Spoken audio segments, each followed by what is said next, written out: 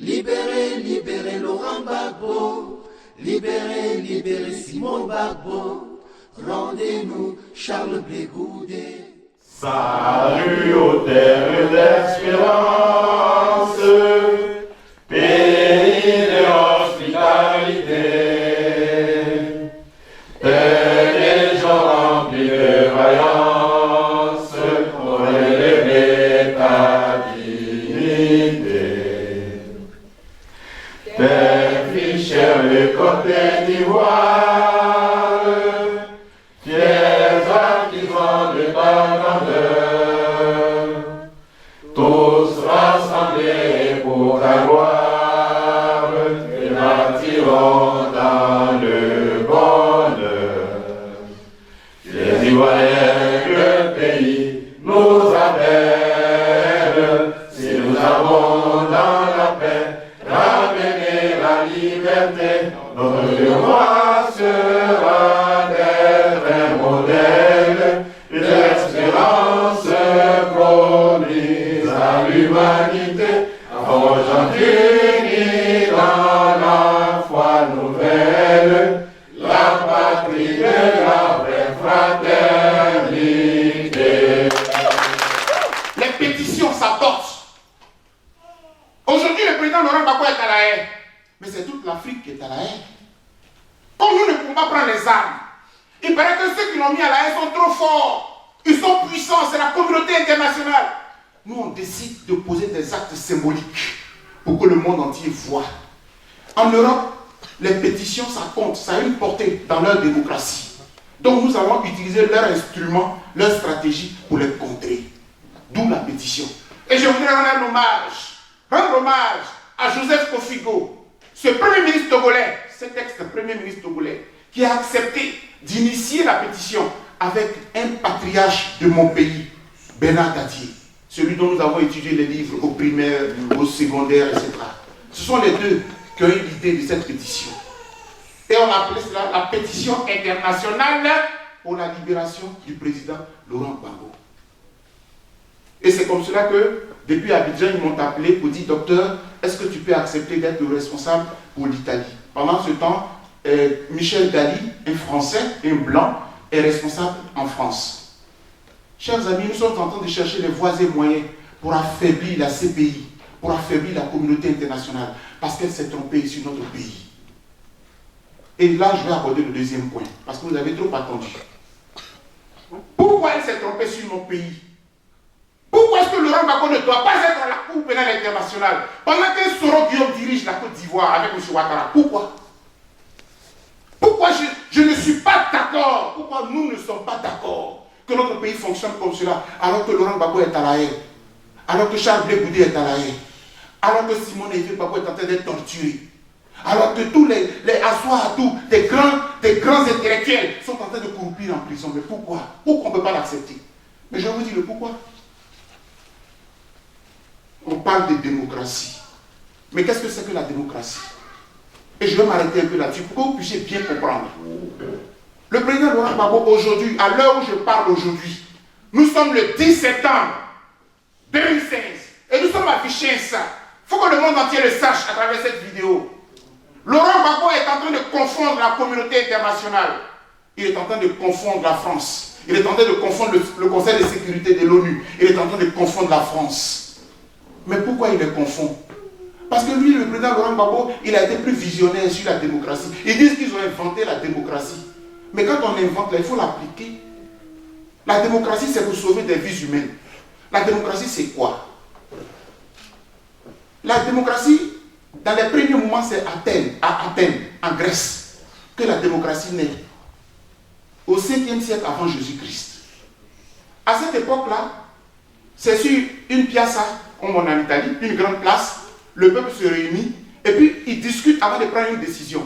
Et la décision se prend séance tenante, on vote. Les femmes ne votaient pas, les esclaves ne votaient pas. C'était les hommes qui votaient directement.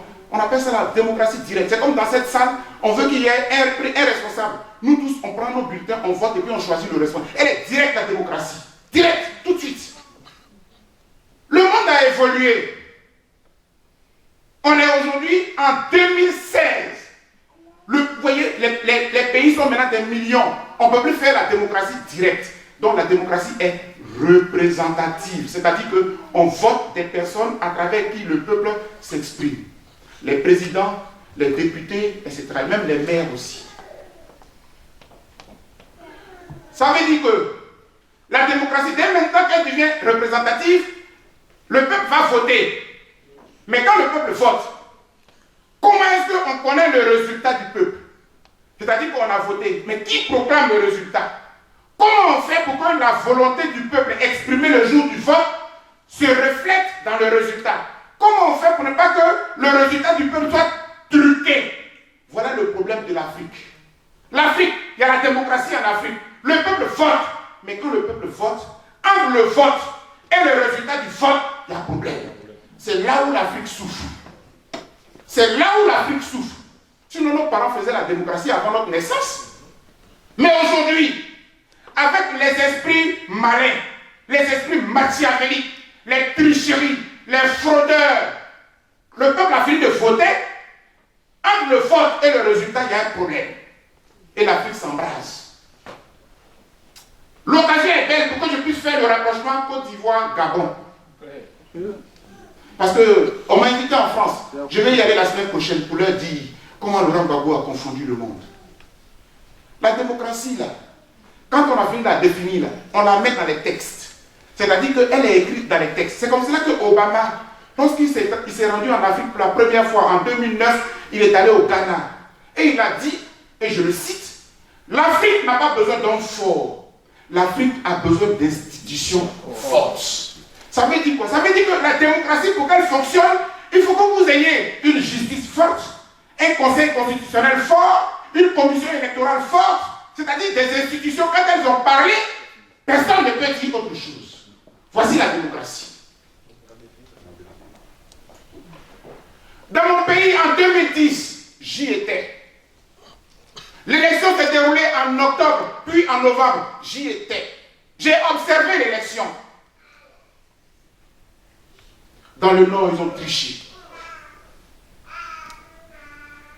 La commission électorale n'a pas eu le courage de donner des résultats. La Cour suprême, le Conseil constitutionnel a donné les résultats. C'était le 3 décembre 2010. Elle dit, le vainqueur s'appelle Laurent Gbagbo. Et le 4 décembre, j'étais au palais présidentiel, lorsque ce président-là prêtait serment. La communauté internationale dit non, nous on n'est pas d'accord avec ça. Mesdames et messieurs, je m'arrête à ce niveau pour dire, aujourd'hui, qu'est-ce qui se passe? Vous allez au Gabon? Vous allez au Gabon? La commission électorale a dit, Ali Bongo a gagné. La communauté dit non, mais pas d'accord. Mais vous voulez quoi finalement? Vous voulez quoi? Vous voulez quoi? Si la démocratie, c'est le respect des textes, si la démocratie, c'est le respect des institutions, en Côte d'Ivoire, en 2010, celui qui a gagné l'élection, c'est Laurent Gbagbo. Puisque quand la commission électorale finit de se prononcer, celui qui est le suprême, c'est le Conseil constitutionnel. Et l'article 18 dans notre constitution dit, quand le Conseil constitutionnel a parlé, personne d'autre ne peut parler sur la terre. Ce n'est pas moi qui l'ai dit. Quand les évêques m'ont convoqué, je leur ai dit, c'est comme ça que ça se passe. On n'est pas à l'église, ce sont les textes de la vie civile. Parce que nos pays sont laïcs. Nos pays ne sont pas musulmans, ils ne sont pas chrétiens, ils sont laïcs. C'est la loi. Et les latins disent, la loi est dure, mais c'est la loi. Dura lex, sed lex.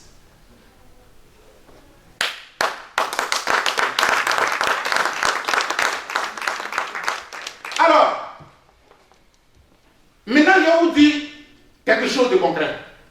Lorsque la commission électorale se prononce, comme c'était en Côte d'Ivoire, elle ne s'est pas prononcée, mais le Conseil constitutionnel s'est prononcé. On est d'accord, hein? Le Conseil constitutionnel s'est prononcé le 3 décembre 2010. Au Gabon, la commission électorale s'est prononcée, elle dit que c'est Bongo. Très bien. Mais s'il se trouve qu'il y a une fraude, s'il se trouve que le résultat qui a été donné par la commission est un mauvais résultat, s'il se trouve trouve que le résultat donné par le Conseil constitutionnel est un mauvais résultat, qu'est-ce qu'on fait? Il faut se poser la question. Qu'est-ce qu'on fait? J'ai parlé avec des amis qui me disent, oui, mais dans ce cas-là, on continue le processus. Oui, mais en Côte d'Ivoire, on a épuisé. En Côte d'Ivoire, on avait fini. Parce que quand le Conseil constitutionnel se prononce, il n'y a pas homme sur la terre qui peut venir changer. C'est terminé. Au Gabon, vous regardez très bien, hein, la commission électorale s'est prononcée. Jean Ping, il a saisi la Cour constitutionnelle. Elle va se prononcer dans une semaine à 2 semaines. Quand elle se prononce là, le débat est clos. Mais attends, dans le Haut-Ogooué, il y a une tricherie. Comme en Côte d'Ivoire, dans le Nord, il y a une tricherie. Qu'est-ce qu'on fait? Et c'est là où la démocratie va prendre tout son sens. C'est-à-dire que la démocratie, elle est logée dans les textes. Mais la démocratie est au-dessus des textes. Comprenez très bien ce que je suis en train de vous dire. C'est-à-dire que la démocratie, pour qu'on puisse l'appliquer, on la met dans la loi. Par exemple, on la met dans la Constitution. Mais la Constitution, là, c'est le peuple qui fait la Constitution. Si ceux qui dirigent le pays, ils piquent la Constitution, ils violent la Constitution, ou bien ils trichent, qu'est-ce qu'on fait? La démocratie va au-dessus. Pourquoi elle va au-dessus? En 1789, on n'était pas nés, mais nous tous on l'a étudié, la Révolution française. Pourquoi la Révolution française n'a pas été condamnée? Parce que la Révolution française devient l'expression suprême de la démocratie. C'est le peuple est fatigué, il n'est pas d'accord, alors il se rebelle. Parce que le pouvoir là, c'est le peuple qui le donne. Souvenez-vous, les 30 et 31 octobre 2014 au Burkina Faso. Lorsque Blaise Compaoré règne pendant 27 ans, et puis il ruse avec la Constitution, il prend la Constitution, il fait ce qu'il veut. Un matin, le peuple dit, moi je suis fâché, je prends mes responsabilités. Chers amis, ce qui se passe aujourd'hui au Gabon, mais ça s'est passé en Côte d'Ivoire. Le président Laurent Gbagbo nous a reçus le 20 décembre 2010. Et le 21, il a annoncé au monde entier. Mesdames et messieurs, j'ai gagné l'élection. Mais si M. Ouattara dit qu'il n'est pas d'accord, j'invite le monde entier à venir recompter. Or, lui, il avait été déjà proclamé par le Conseil constitutionnel. Donc, au regard de la démocratie, il est tranquille. Il est président. Il était président en exercice. On est allé à l'élection. Il a gagné l'élection selon la loi. Mais il dit, pour sauver mon pays, si vous voulez, venez recompter. On dit, non, toi tu es mort. On ne recompte rien, tu es mort. On ne recompte rien, tu es mort. Aujourd'hui, Bongo est content. Parce que la commission électorale s'est prononcée, il est content. Il attend. Demain, la Cour constitutionnelle va dire, Bongo a gagné, et il sera content. Or, c'est celui-même qui n'est même pas déclaré vainqueur là. Jean Ping qui dit, venons va recompter. Moi, je ne dis pas de recompter parce que la France dit de recompter. Je ne dis pas de recompter parce que les États-Unis disent de recompter. Je ne dis pas de recompter parce que la communauté internationale demande de recompter. Non! La communauté internationale, elle est faussaire. Elle ne fonctionne que selon ses intérêts. La France, elle tripatouille tout en Afrique. Elle n'est là que pour piper les élections en Afrique, placer les hommes qu'elle veut. Je ne connais pas Jean Ping, je m'en fous de Jean Ping. Je ne connais pas Bongo, je m'en fous de Bongo. Mais je respecte le peuple gabonais. Le choix du peuple gabonais doit être validé. Si le Gabon a choisi Ping, que ce soit Ping. Si le Gabon a choisi Bongo, que ce soit Bongo. Mais pour le savoir, il faut qu'on récolte. Pour le savoir, il faut qu'on récolte. Mais tiens, pourquoi on ne récolte pas? D'ailleurs, le recomptage, ou bien le recompte des voix, c'est en Afrique qu'on a vu ça. En 2000 aux États-Unis, entre deux candidats, Al Gore et Bush, l'élection est bloquée. Ils ont recompté les voix. En Haïti, on a recompté les voix. Le troisième est devenu même président de la République. Quand on a recompté les voix. Et puis en France, à l'UMP, le parti de Nicolas Sarkozy, l'élection est bloquée, ils ont recompté. Mais pourquoi chez vous, vous recomptez pour sauver les vies humaines? Et puis chez nous en Afrique, vous refusez qu'on recompte parce que vous voulez nous voir mourir, parce que vous voulez nous voir périr. Et nous aussi, nous sommes là. Non, Jean Ping était mauvais hier. Mais Jean Ping, là, c'est pas lui qui va sauver Laurent Gbagbo. Jean Ping, là, c'est pas lui qui va sauver notre pays. Ce n'est même pas Bongo non plus. Mais il faut qu'on respecte la volonté du peuple gabonais. Les deux ne sont pas bons, mais les deux étaient candidats, forcément le peuple gabonais devait choisir entre les deux un. Si c'est pire qui a été choisi, il faut que la volonté du peuple gabonais soit respectée. Mesdames et messieurs, je vous ai fait ce tour-là pour vous dire quoi en conclusion? Laurent Gbagbo est trop visionnaire. C'est un homme de paix. Je ne suis mal placé pour dire qu'en 2010, il n'a jamais, je ne peux pas le confirmer. Parce que la CPI nous a montré que depuis 5 ans, ils sont en train de chercher des preuves, ils ne trouvent pas les preuves. Mais ce dont je suis convaincu, parce que je suis enseignant à l'université de Bouaké, j'ai vu des rebelles massacrer mes étudiantes, violer mes étudiantes, excusez-moi mesdames, mais c'est la vérité. Et ils sont au pouvoir aujourd'hui, et la communauté internationale le sait. Mais quel jour on va les juger? Et ces rebelles-là disent que c'est M. Ouattara qui les a fait financer. Mais pourquoi Laurent Gbagbo va payer seul? Pourquoi? Pourquoi il va payer seul? Alors que des tueurs sont à la tête de mon pays. Pourquoi? Je ne peux pas l'accepter. Si vous me voyez crier à travers le monde, dans toute l'Europe et aux États-Unis, depuis 5 ans que je suis en exil, c'est pour dire cette vérité-là au monde entier. Ce que vous avez fait dans mon pays, on ne l'acceptera jamais, ni aujourd'hui ni demain. Et aussi longtemps que le président Laurent Gbagbo sera à la Cour pénale internationale, vous allez nous entendre. Parce que peut-être qu'on sera les derniers de l'Afrique à qui l'injustice sera faite. Hier, vous avez massacré Thomas Sankara, vous avez massacré Patrice Lumumba, et puis les grands leaders africains, vous les éteignez. Mais aujourd'hui, là, Laurent Gbagbo sera le dernier. Ça, je suis le conseiller. Je veux vous dire ce soir que vous ne perdez pas votre temps. Parce que moi, quand on était tous enfants, il y avait les dates à retenir. Nous tous, on retenait les dates. Christophe Colomb a découvert l'Amérique en 1492, on récitait ça. Aujourd'hui, c'est nous qui écrivons les dates de notre Afrique. C'est vous et moi qui écrivons l'histoire de notre pays. Si nous ne faisons rien, l'Afrique va toujours continuer à être esclave.